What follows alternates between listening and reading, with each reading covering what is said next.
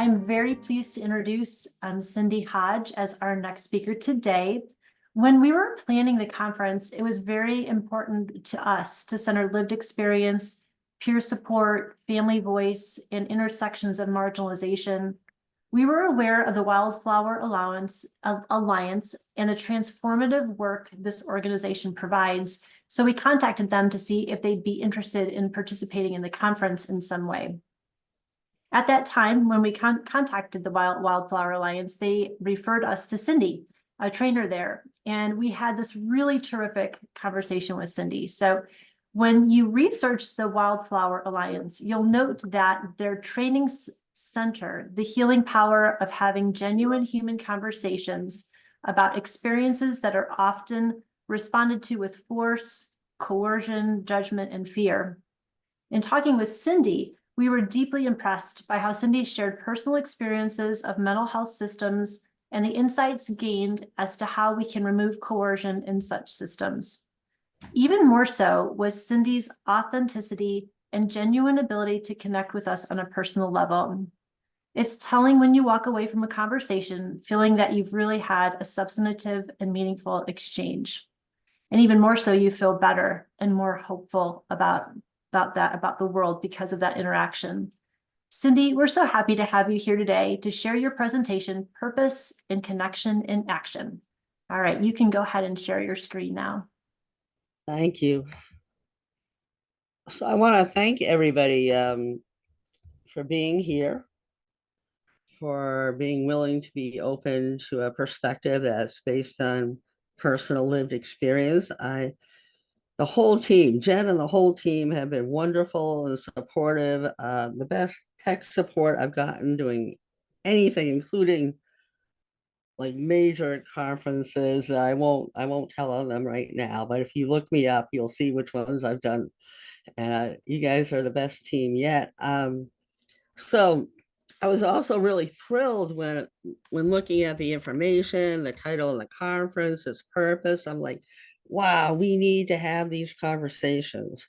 And so part of where I'm coming from in my perspective is, yes, this Wildflower Alliance community that totally changed my life, got me a life. And it told me that people were designed to heal, that that's a natural process, and that maybe what I had wasn't a mental illness or a brain defect, but maybe what I had was a reaction.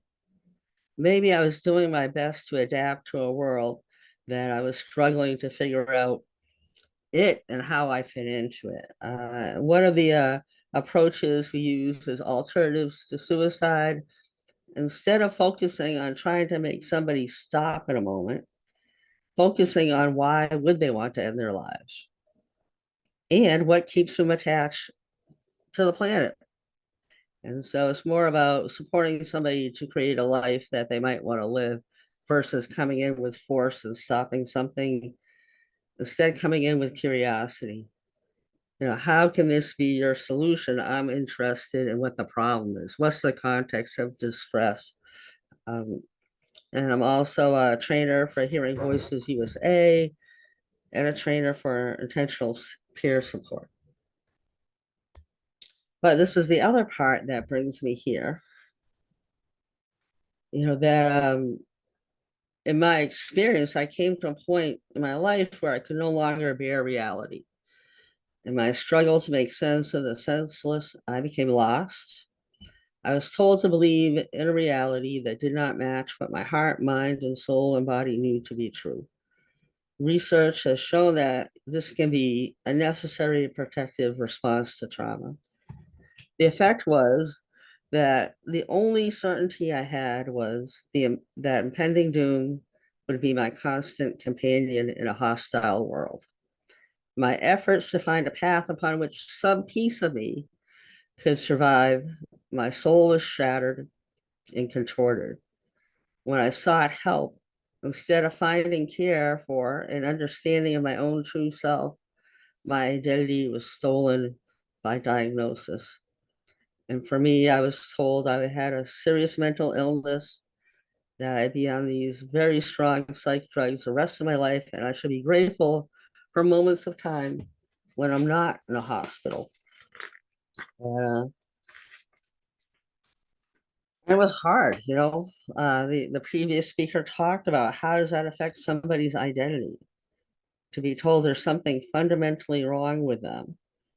It was really tough. In the mental health system, there were moments where I had care with human connection. There were moments when people talked to me like I was a person.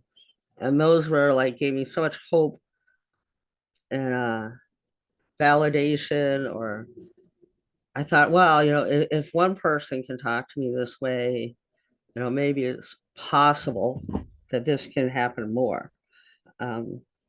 There were people who did try to build connection with me. I can remember being on a psych unit and having headphones and a nurse coming up and saying, "Oh, what are you listening to?"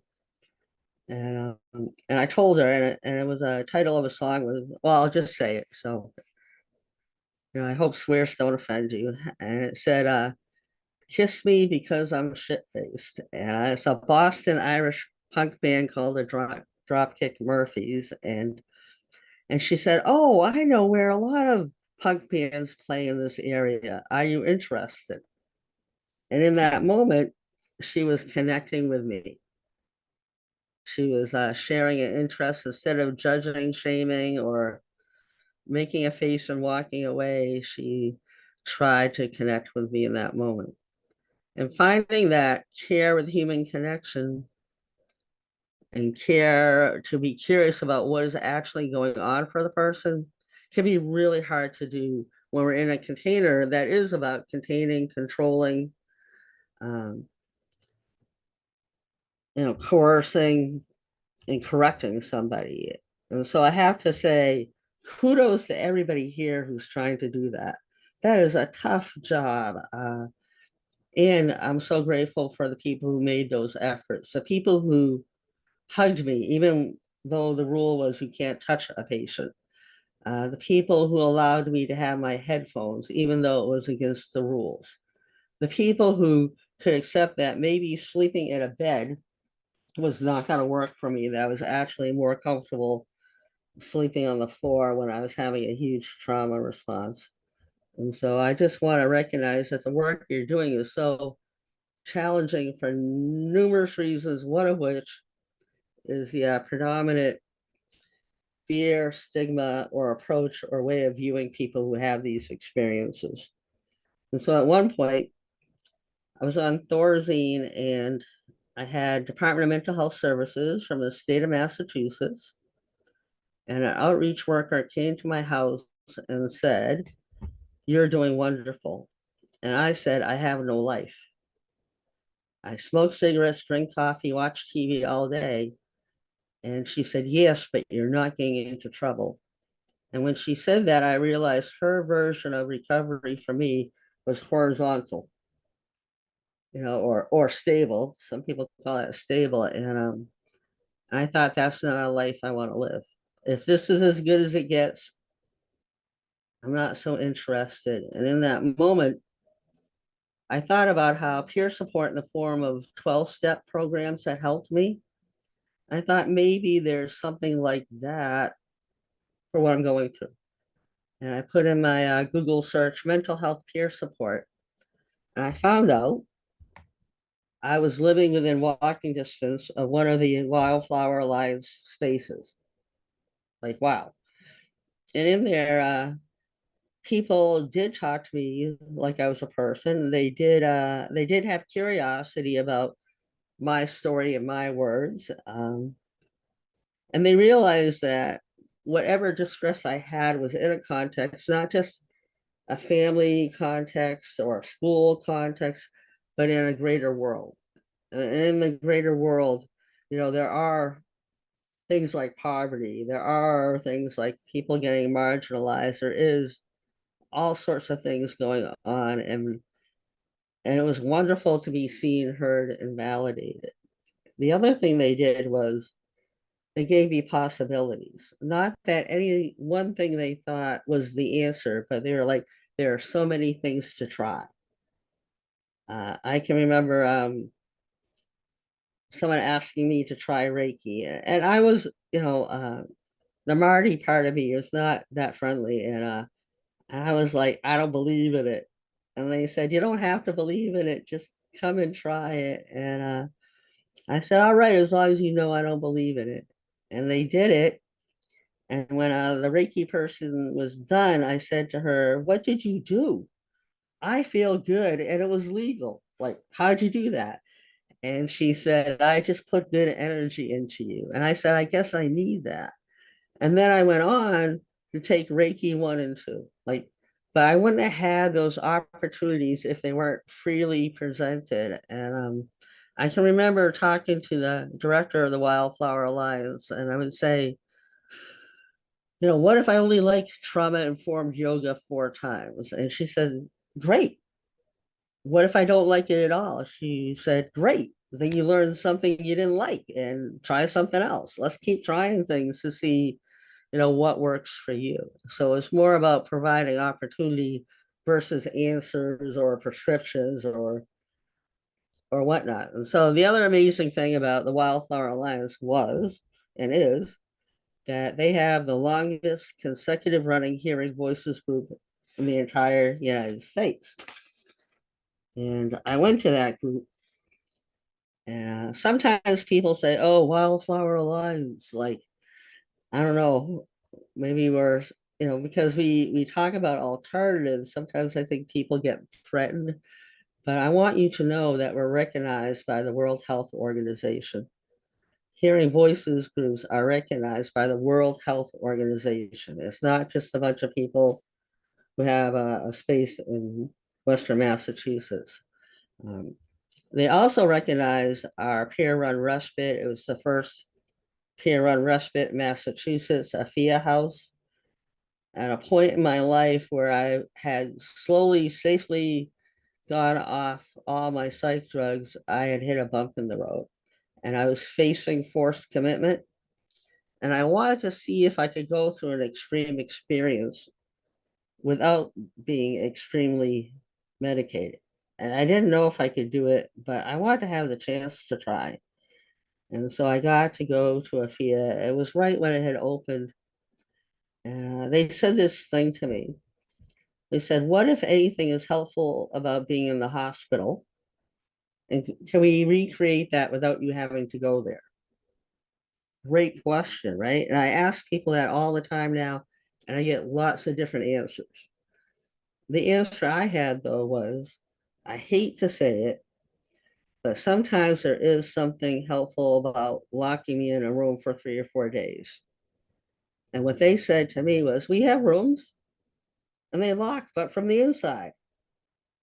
If it helps you to take away all the sensory stuff, to lie on the floor and not engage, if that helps your mind quiet or whatever it is you're going through, you have permission to do that here. And it was this, I'm not sure if it's ironic, but in the hospital, they could put me in a room in isolation and they could call that treatment. But what do they call it if I want to stay in my room? It now becomes a symptom.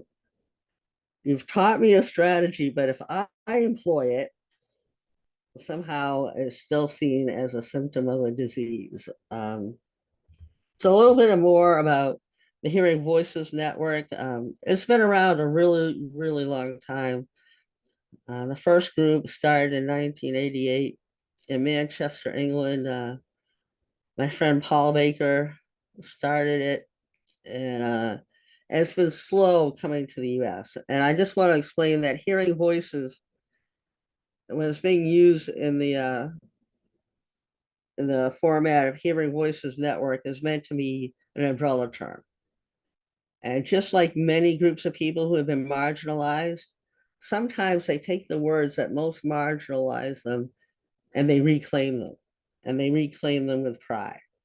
And so if you talk to people in the UK movement, they'll say, I'm a proud voice hearer, and so that's why they took that word, because that's one of the most marginalized pieces of these, different, extreme, or unusual experiences.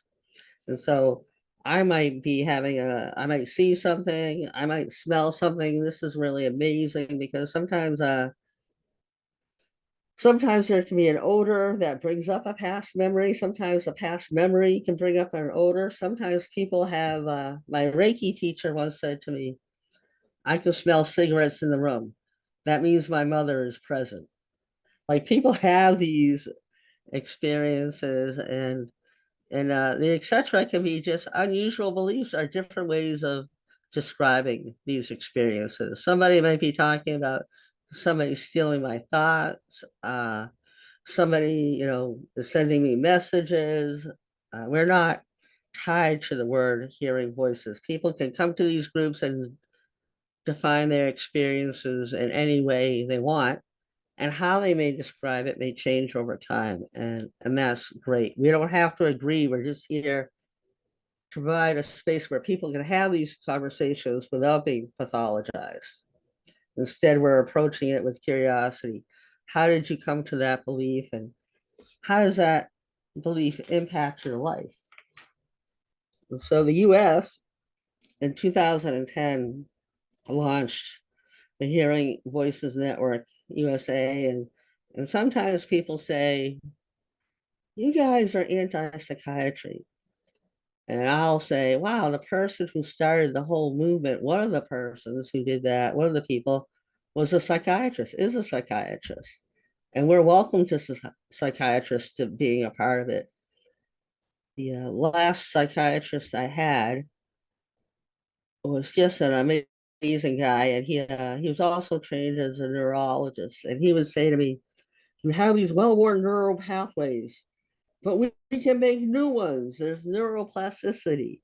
You have learned to engage with the world this way, and it's possible to change. And I asked, well, what would you give me for a diagnosis? And he goes, I would say you're a human being.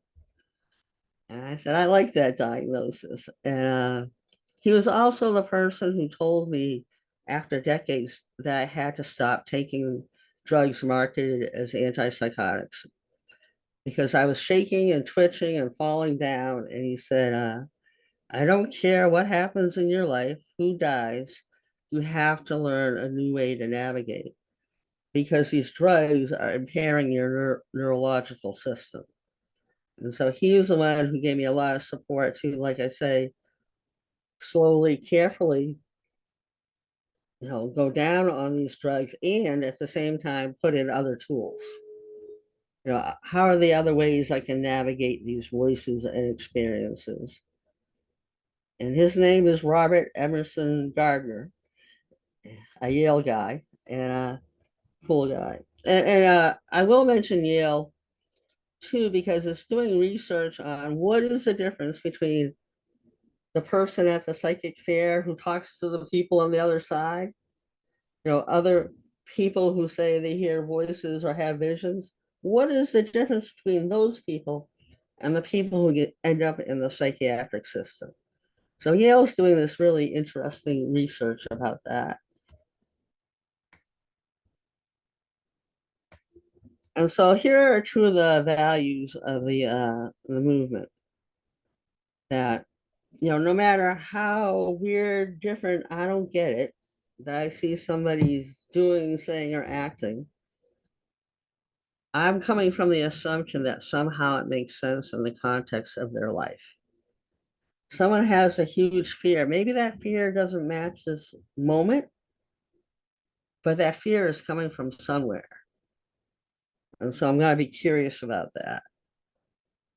And the reality is, lots of people hear voices and don't end up in the psychiatric system. Some of them become authors, artists, songwriters. There's lots of examples of those people out there. But for some of us, there is difficulty, right? So the problem isn't the voices themselves, but the difficulty navigating it. And this psychiatrist Marius would say, don't shoot the messenger. Those voices have a meaning. Not necessarily one to be literal, but they're trying to grab your attention and point it somewhere. And let's be curious about that. So here's where I would like to do a poll. I want to ask people, what color is that dress? And we'll give it a few seconds. Jen, on your end, can you see if people are filling it out? Yes, yes, I can see if folks are filling it out. We've got, so far, we still have folks answering. We've got about 300, oh boy, they're answering really fast. So we'll give them a second. So Okay. we'll give them a little more minute here. About 50% have participated. And we've gotten some input in the chat. So we are, okay, we're about at 60%. We're slowing up. Do you want to go ahead and pause Yeah, here? so just tell me, like who wins? Who won the vote? All What right. color? We'll go ahead and end the poll for us. And we have on the results, we've got white and gold has won the poll with 52%. Wow, because I'm a white and gold person. So therefore, the majority of people said white and gold, and I say white and gold. So everybody else, I'm going to tell you you're wrong. And Jen, what did you see? I saw white and gold as well. How about Molly? What did you see? I see blue and gold. Anybody? I know a bunch of people see black, right? But in any event, if I tell somebody, they tell me what they see, and I tell them they're wrong, does that build a connection? No. No. I used to think when people told me, it wasn't real, you're wrong, or there's something wrong with you that you see or hear something different, I used to think that they were calling me a liar. Does that build connection? No. No, I did this with commitment lawyers, and I told them, well, the people who have the majority, they get to decide what reality is, and the rest of you have some kind of problem, but we should try to figure out what it is. And they didn't like it. They didn't like it. And so if you take away anything from this, please realize that people are having real experiences. If somebody tells me they see black, I believe them. And in person, if we had it up on a screen, I'll be walking around the room trying to see black too. Like if I look this way, can I see the black? If I look that way, and just because I can't see it doesn't mean they're not. Is that resonating at all? I hope so. So if I go from the place of I believe that this is what they're seeing, hearing, or experiencing, that's the sensation. What I like to do next in the hearing voices movement approach would be to look for the meaning, right? And sometimes there are voices or visions that hold a meaning. And it may be a metaphor, or it might be a feeling. It might be a feeling that's being held. And let's be curious about that. Another general strategy is to talk with people, particularly those who have similar experiences. I was talking with a woman yesterday, and she had a voice that was telling her that she should end her life, which is a voice that a number of people get. And I said, you're not the only one. That blew her mind. That made her feel better to know she's not the only person who's heard a voice like that. And then I shared, different things that it might mean. I shared what it meant for me, what it meant for another friend of mine. Maybe it's saying my life is unsustainable the way it is. Maybe it's not my heart that needs to die, but a relationship in my life. It's telling me that going along this way is too hard. Or a voice like that might be representing a message that, for me, I collected messages like that growing up. And for me, it was more of a trauma messages echoing from the past. And once I realized, oh, I have been told that before, and who told me that? I was like, well, what else is new? They've always been out to get me. And it lost a lot of its power. And I got to unpack what it was saying and decide whether I believed what it said or not. And all right, so the psychiatrist, Marius Roll, and this researcher, Sandra Escher, they do all this research on people hearing voices and, in the Netherlands, and they find out that a third of the people who were hearing voices were never ending up in the mental health system. And they were living, rewarding lives. And Marius had a theory, and as a good scientist, he wanted to test his theory. And he was wondering if the difference between people who navigated it well and the people who got stuck, was it all in the way that they understood their experience? So if I believe I have a disease, or if I believe I have aliens, or if I believe I have demons, does that impact my ability to create a worthwhile life? And so the results of his research was people who tended to move through the experience better were people who felt themselves to be stronger than their voices and communicated more often about to their voices, set limits and listened selectively, and use fewer distraction techniques. And there was one group of people who tended to keep stuck. They were like, all these different ways you can understand it and not stay stuck, but there was one way that would keep people stuck. Can anybody take a guess at it and put it in the chat, and then maybe someone can read the chat to me?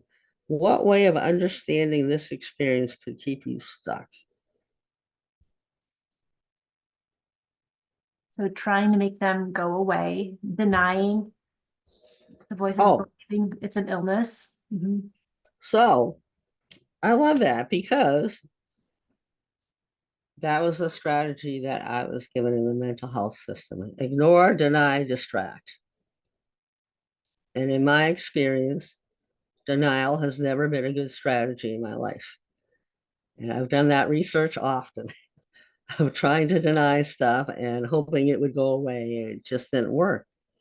And unfortunately, old school, or, in the beginning of my interface with the mental health system, that's all it had to offer, was ignore, deny, and distract. And so people who believe they have a brain disease and believe that, their best hope is a better medication, they may stay stuck, right? They might. If they're giving the tools of deny, distract, and ignore, they may stay stuck. And so imagine this. What happens if you have a 3-year-old and you ignore that 3-year-old? What does that 3-year-old do? It gets louder. It gets more provocative. It demands your attention. Guess what? So do voices. They say, pay attention to me. And they get louder. And so in that effort to ignore, deny, distract actually made my experience more difficult. It actually made my experience more difficult when somebody said, we just have to get you on the right cocktail. Because it set up this expectation that the drugs would get rid of the voices, which it does for some people, some of the time, for a while. But for a lot of people, it doesn't really get rid of the voices. It just gets rid of me having an emotional response to it. Or it sedates me so much, like I said, I was on Thorazine, I can't think my way out of a paper bag, right? That was my experience with it. So anyways, I'm at this Wildflower Alliance. They're going to open this peer run respite, but they're going to have Chris Hansen and Sherry Mead come in from intentional peer support to train the staff. And I'm on disability. I'm off the Thorazine. Now I'm just on Haldol. And I say, can I go to the training? I'm a community member. Can I go to the training? And the director says, I don't know. I'll try to get you in. And I got in and I was like, oh my gosh, this is a whole different way of being in relationship. And so the top three of the principles, instead of somebody coming in, spending 15 minutes with me and then telling me how they're going to help me, we're both trying to learn from each other. And that, it's not all about me changing. It's all about us figuring out how to be together or what work we want to do together. It's about the relationship. And instead of everything being about fear, it's about possibilities. So those are the principles, and here are the tasks: connection, worldview, mutuality, moving towards. I know my friend Jude is here virtually and can respond to questions people have about intentional peer support. I can't see it, but I believe my tech team is dropping in links for people. And anyways, so from individual to relationship, instead of just me having to change and people having goals for me, and it's all around fixing our problem solving, instead, we all change. And that last psychiatrist I had, he changed and I changed. And we learned from each other. And we used to trade books. Have you read this book? Oh, you read this book. What do you think of that book? And we would go back and forth, and it was incredible. I'm actually been working with a psychiatrist in the LAVA, Ippy, and if I could pronounce his name correctly, I would, but it's very long and very Greek. But Dr. Ippy, and we did a training together for veterans and people in clinical roles, voices, visions, and veterans. And it was really awesome. He's also trained as an anthropologist, so he's big into the context of what somebody's experiences in. And so, anyways, we try to figure out together how to be in relationship. And this whole thing about having relationship, somebody might think, oh, my recovery is based on meeting goals. My recovery might be based on having a healthy relationship.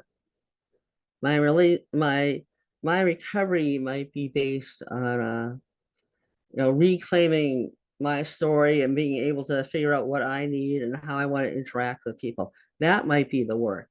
Just trying to be in a relationship with somebody. So here's a quick example of moving from fear to hope and possibility. I was invited to speak at an alternatives conference in Texas. I'm not in a paid role. I'm still on disability. But I get invited to speak to this conference. I tell my therapist, she says, don't go, you'll get locked up down there. We'll never get you back. I tell my family, and I'm kind of gender non-conforming, and they're like, don't go to Texas. They have guns. They'll kill you. You're too weird. And I went to the director of Wildflower, Sarah, and I said, I don't know if I should go. And she gave me a hope and possibility response. She said, what would you need in order to go? How do we make this work? Instead of feeding into fear and having all this creative imagination of how everything can go wrong, let's have some creative, positive imagination. And I told her I needed a crew. I needed a bunch of people. And I needed my own hotel room. I went, it was great. The keynote was great. And my window for being present in the here and now and being with people disappeared by the time I was in the airport. For a voice here, I lose my filter and now everything's just like, overwhelming. And I start walking, kind of like a little kid. I want to find a closet to hide. And my team, my crew gets in a circle around me and they all sit down. I sit down. And now I have a force field. And everywhere I look is meaning, purpose, and connection. We get on that airplane. I pull a hoodie over my eyes and I bawl my eyeballs out. And nobody says, are you in crisis? Are you decompensating? No, what they said instead to me is, you pushed your envelope and we're going to keep pushing it until it gets bigger and bigger. They kept hope.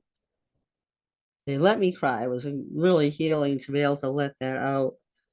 Um, anyways, so, if we really want human rights based approaches, we need to think about how to power with while sharing power with it and acknowledging trauma. And one of those things is, inviting people to share their experience in their own words. Instead of somebody else telling me my experience, empower me to find words for it or ways of looking at it, being honest about power differentials, being upfront and honest about your limits. It's a really lousy feeling when a therapist or somebody says, "Oh, stay right here, I'll be right back," and they're making a phone call to the crisis team to come. But they don't tell that to my face. Whatever those rules are of engagement are, it'd be great to be upfront and honest, and to recognize that even when containment might be needed, that's also creating harm, and to be able to acknowledge that. So if we're trying to connect, that's our destination. How do we get there? Validation, curiosity, vulnerability, and community. Validation: I see you, I accept you as you are, and I want to partner with you. I want to find out more. How can I have the answer for you when I don't know what the answer is that you would want, or if I don't know what's going on? I value your individual story. I see you as a human being, not as a patient or a case member. I want to know, like in my work with families, they'll call me up about something, and I'm going to ask them what happened a year ago. How did we get to this moment in time? Right? Because that's going to help me understand what is actually happening in this moment in time. Absolutely check assumptions. Vulnerability, I have my strengths and weaknesses. I get to be honest and own whatever they are, which might be, I don't know what to say, but I'm really glad you're telling me. Or it might be, I'm trying to follow what you're saying. Can you talk a little bit slower so I can catch every word? But I'm owning it. I'm owning it as my need versus making a you statement. Community, we're not alone. Our connection exists in a wider community. And so, yeah, please check out that Wildflower website.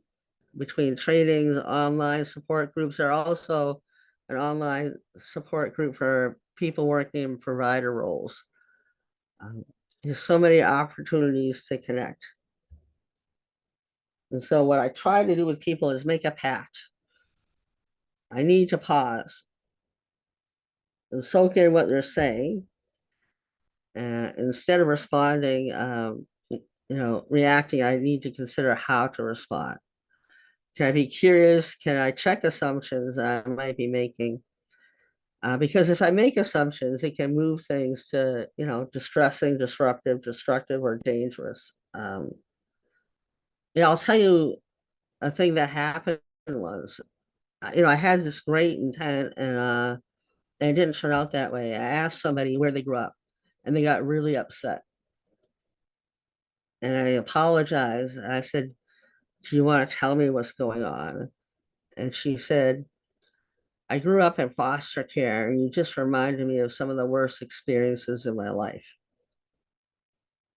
And I could apologize for that and say, thank you for telling me, you know.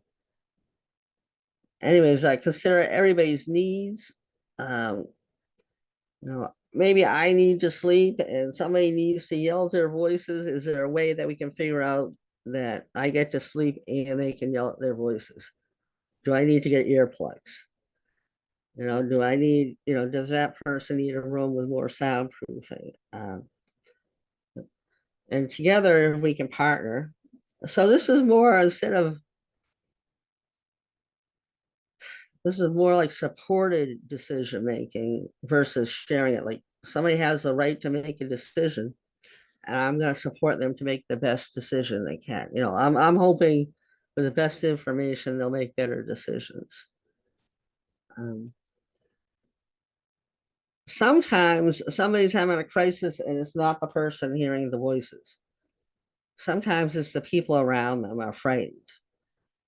So I'm going to tell you a story. I have 5 kids. One of my kids went through an awful violent event, and we attempted to use the criminal justice system, and it just made everything worse for this young man. And so anyways, my son, who a huge kid, he got 5th place in 8th grade in the nationals in the heavyweight division for wrestling. Big boy, right? And he is in my kitchen swinging a machete. I am having a crisis. My heart's pounding. I'm freaking out. And at the time, I had this service, which is kind of like a watered down open dialogue where you could call 24/7 and talk to somebody and they could coach you through the moment. And I called and the person said, "Is he yelling?" I said, "No." "Is he breaking anything?" I said, "No." And they said, "Why don't you ask him what he's doing?" I said, "Hey, what are you doing?" And he said, "Shh, be real quiet. And you can hear the blade cut the air." Which was kind of like this great thing because it made me calm down to be real quiet and to focus on listening. I said, "Yeah, I can hear it. Now, can you do that outside? Because I'm losing my mind. Can you do that in the backyard?" And he did. So in this moment, family members will call me up and we have to go through this list of what is happening and whether it is actually dangerous. Because no matter how bad things are, you can always make them worse. And sometimes we have the power to make them better. So I have to think about what our action would be that and how would impact that situation. And I did not turn on the volume for this, but you'll get the visual.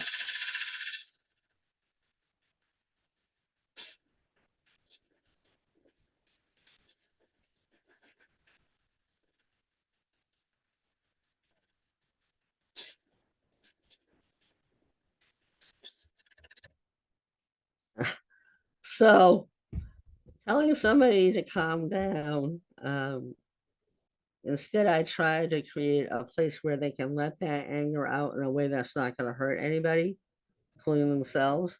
I try to partner with them in the anger. I somebody who worked with me did a lot of FU therapy. We would drive around and yell and scream in the car, and you know, I could yell at people who had hurt me in my life, and it was a way of containing that anger but getting it out. And he told me, "You have to get the anger out or you turn it in." So it's not about people not having anger. It's about what are the ways they can get it out, and can we get it out proactively. So in that moment with my son or with anybody, okay, if this is actually dangerous, what will help decrease the danger or increase it? So think about if I had called the police and said, "My son's in the kitchen with a machete." My son that you guys know. Oh my gosh, stop.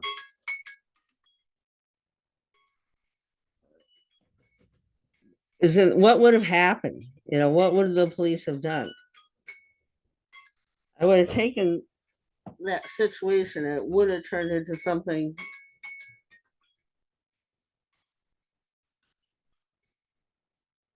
Yeah. That was my timer. I need to hurry up. So anyways, call up my huge son is in the kitchen with a machete. You know the son I'm talking about. What would they have done? It would have been more dangerous. They quite likely would have killed my son. You know, they would come with fear and they want to protect people. And here's an armed person with a diagnosis. And so I have to think about that. What will I do? Sometimes people will say, oh, the person's yelling, I'm afraid someone's got to call the police. Well, you telling them to stop or crowding their space, is that going to change the outcome, or is it going to make it worse? And so we try to talk these things through. Fear can be contagious, so can calm.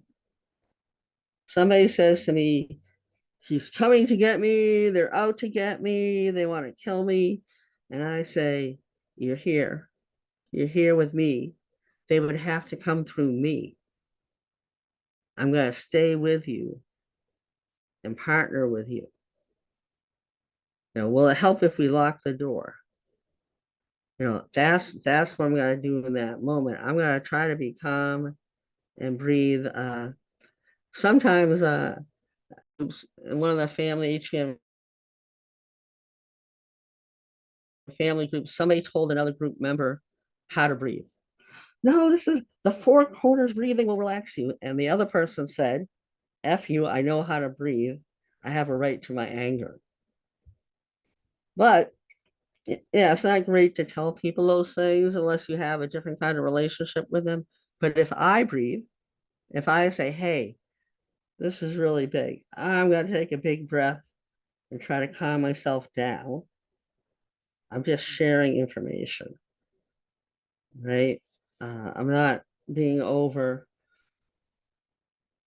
Whatever I do in that moment with this person, I also have to consider the impact to the relationship. Am I doing this in a respectful way? Am I partnering to the best of my ability? Am I owning my limitations? And this last one, building trust and being flexible about forms of communication. That last psychiatrist I saw, when I met him, I would write him notes and he would write me notes back, because at the time my voice hearing experience was such that I couldn't understand what he was saying. Like, even if I understood every word, I couldn't hold each word together long enough to get a sentence. And there were times where I would tell him, I want you to write me notes about this session because I'm going to forget it. Can you write me notes for me to walk away with? Which he would do. So yeah, build connection, honoring multiple truths. We don't have to argue about reality.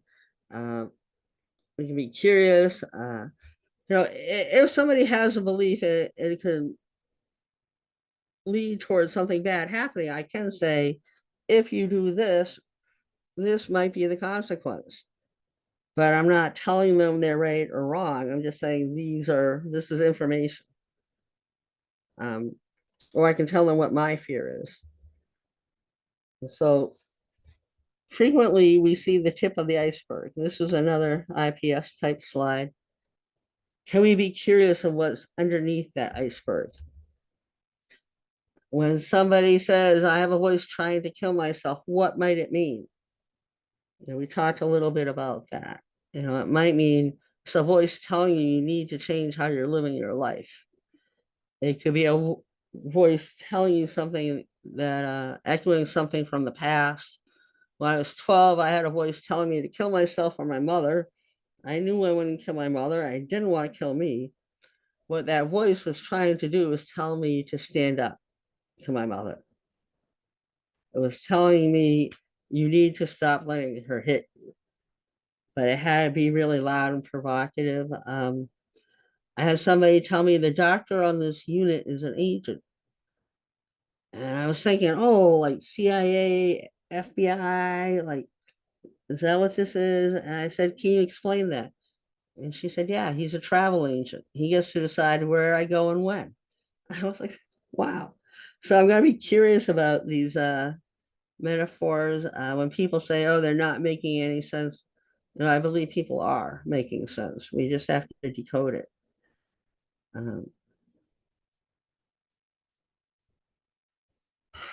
The Maastricht interview, which someone will drop in the thing, also comes out of the Hearing Voices movement. Some people are trained to do it in a clinical setting.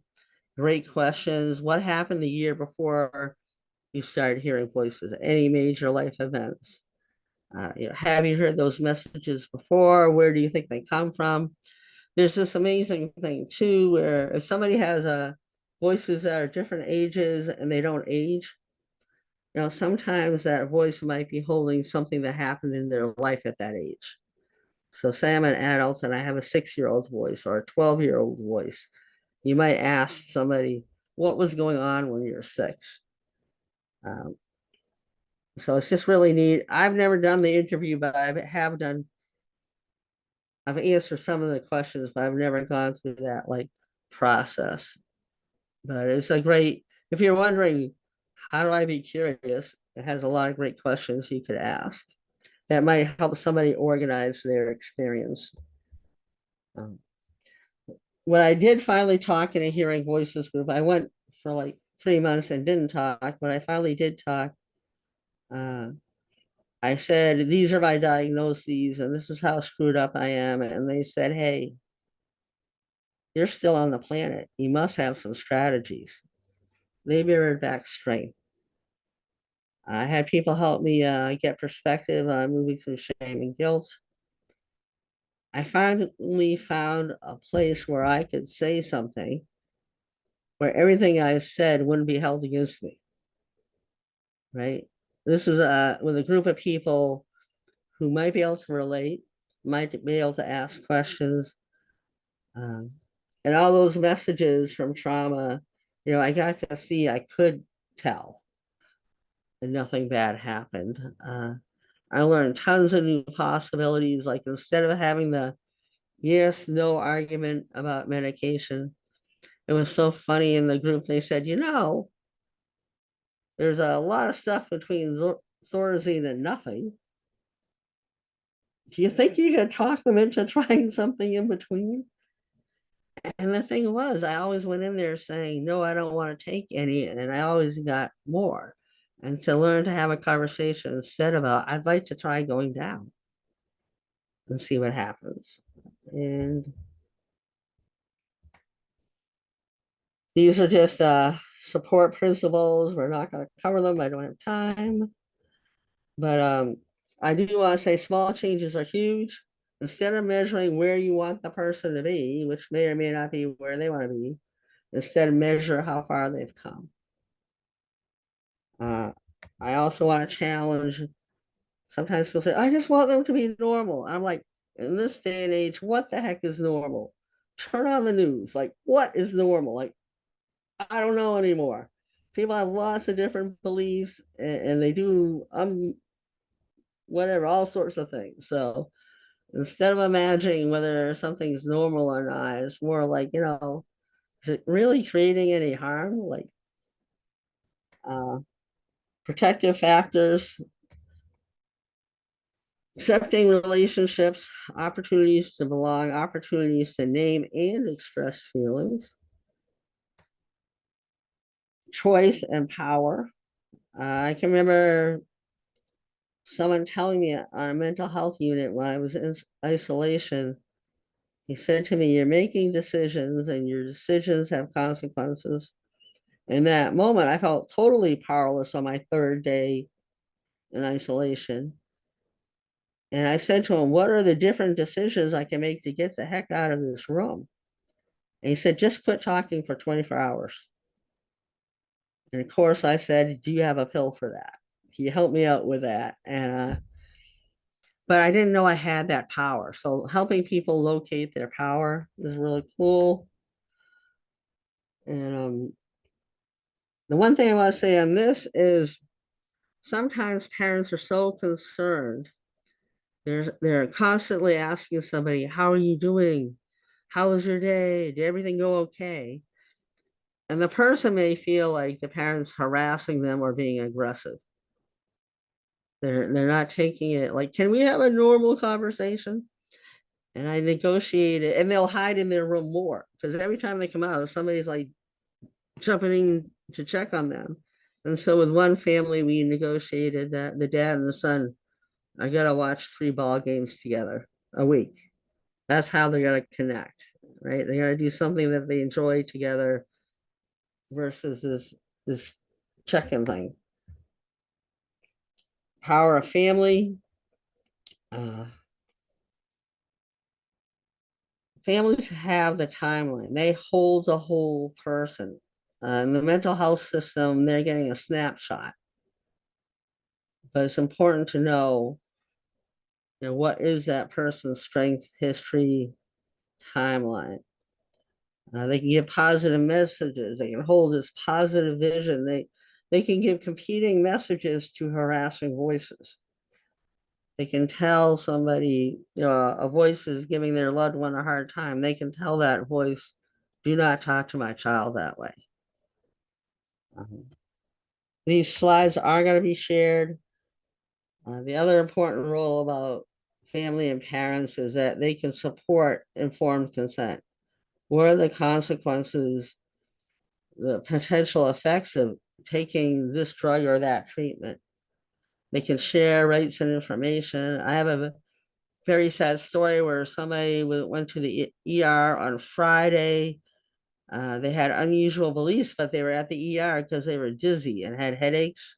And the ER was going to commit them. And the mother called and I said, get him out of there because they're not addressing his medical issue. Somehow she got him out of there, brought them to a different hospital. And it turned out that her son has a lesion on his brain.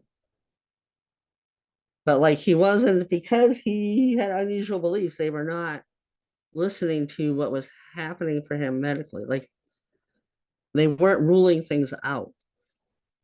So important.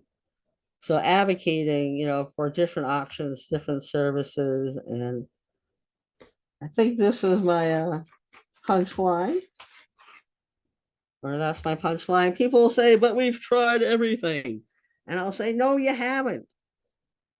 No, you haven't. Have you tried neurofeedback? Have you tried somatic therapy? Have you tried internal family systems? Have you tried sports and exercise? Have you tried proactively releasing anger? Have you tried peer supports? And where I live in my part of the country, the indigenous people, when they're evil spirits or evil forces, they sing, dance, and shake a rattle. And believe me, singing, dancing, and shaking a rattle really changes the mood in the room. I was doing a group on a political unit, one that I had been confined to, and I could not get people to listen to each other. They all wanted to sing, and so we agreed on a song. The whole group started singing, all different ages, backgrounds, dancing and shaking.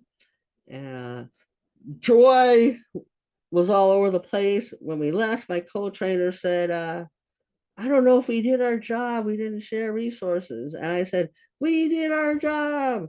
They had meaning, purpose, and connection in that moment. They had joy. That's probably the brightest moment they've had in I don't know how long. So my healing path involves being seen, heard, and validated, being part of my own rescue, locating my power, getting resources, and it's possible. And so healing can happen through relationships. I'm not going to leave this slide up because you guys can get a copy of it. And I think a lot of materials already gone into the chat. But if we have any time for questions, people can let me know, or comments. Cindy, Thank you. that was outstanding. Oh my goodness. I just want to just pause. You've received so many positive comments today, not only about how much folks loved today's presentation, but there are people here in this space that have really been impacted by your work and your care, and that you've made their lives really deeply meaningful. So thank you for that. I really wanted to point that out. Cindy, we are at time. Okay. We've gotten a number of questions that have come in. They've been super, super good. And what we'd like to do is I'm going to get them to you, and some of them that we can do then get back to you then to do some answers. Because let me just tell people I'm going Yes. to Alaska to work with indigenous people who are reclaiming their culture next week. Wow. So I will respond to your emails, but it might take a week or two. Oh my gosh, well, that's gonna be incredible. We actually look forward to hearing how that goes too, Cindy. That's gonna be amazing. Thank you so much for your time, and your story is just so powerful, and we appreciate you being here, Cindy. Thank you. Yeah, please do send me the chat and the questions.